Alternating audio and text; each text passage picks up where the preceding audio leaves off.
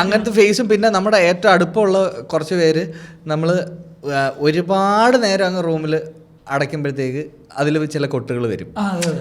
അതായത് നീ പുറത്തിറങ്ങി എൻ്റെ അടുത്തൊക്കെ പറഞ്ഞു കഴിഞ്ഞാൽ അവിടെ നാളെ എന്നെ വിളിച്ചിട്ട് വരും, നാളെ രാവിലെ ലാൽ ജോസോ രഞ്ജിത്ത് സാറിൻ്റെയൊക്കെ വണ്ടി താഴെ കാർ പോർച്ച് വന്ന് നിൽക്കും, കയറിയിട്ട് ഒന്ന് പോയി അഭിനയിക്കണേ രാവിലെ.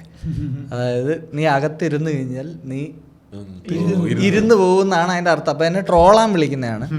അപ്പം ഇതാണ് ഉദ്ദേശം.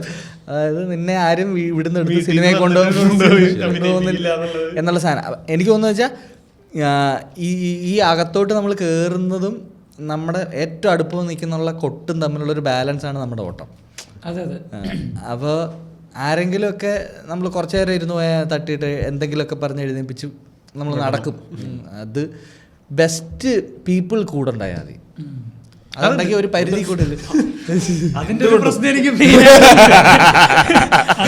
മെയിനായിട്ട് ഇങ്ങോട്ട് വരാം.